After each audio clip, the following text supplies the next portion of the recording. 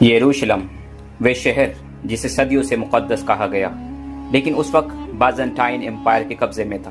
سال 637 عیسوی مسلمانوں کی حکومت بہت دور تک پھیل چکی تھی۔ مکہ، مدینہ، شام، دمشق، عراق اور فارس کا بڑا حصہ اب خلافت راشدہ کا حصہ بن چکا تھا، لیکن ایک شہر ابھی بھی باقی تھا، ارض مقدس یعنی یروشلم۔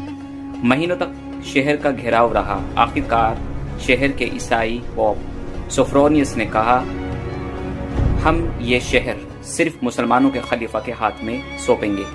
یہ خبر مدینہ پہنچی اور پھر مسلمانوں کے خلیفہ سیدنا عمر ابن الخطاب خود روانہ ہوئے۔ لوگ سوچ رہے تھے اب کوئی بڑا بادشاہ آئے گا، گھوڑوں کی فوج ہوں گی، سونے کے لباس ہوں گے اور آگے پیچھے سینکڑوں سپاہی۔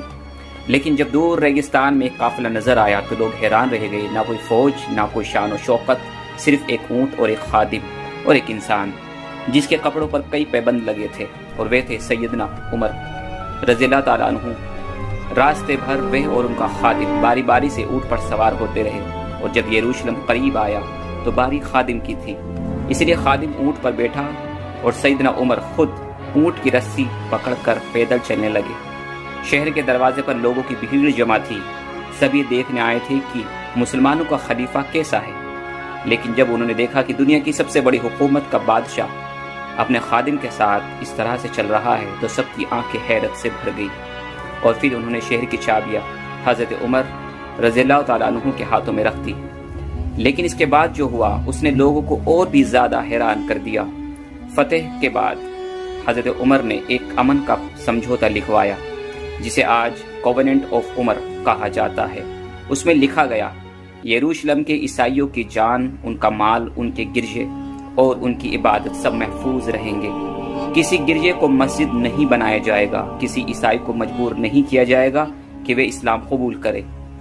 جو لوگ شہر چھوڑنا چاہے انہیں امن کے ساتھ جانے دیا جائے گا، اور کچھ روایتوں کے مطابق۔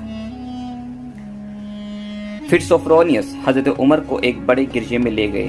انہوں نے کہا، اگر آپ چاہیں تو یہیں پر نماز ادا کر لیجئے۔ لیکن انہوں نے چاروں طرف دیکھا اور پھر سکون کے ساتھ کہا، نہیں، اگر میں یہاں نماز پڑھوں گا تو میرے بعد لوگ کہیں گے کہ یہاں خلیفہ نے نماز پڑھی ہے، اور پھر شاید اس گرجے کو مسجد بنا دے۔ یہ کہہ کر حضرت عمر باہر تشریف لے آئے۔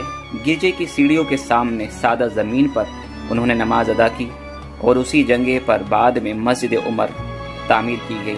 یہ انسانیت کی فتح تھی، کیونکہ اصلی بادشاہ وہ نہیں ہوتا جو لوگوں کے دلوں میں ڈر پیدا کرے، بلکہ وہ ہوتا ہے جو لوگوں کے دلوں میں امن پیدا کرے۔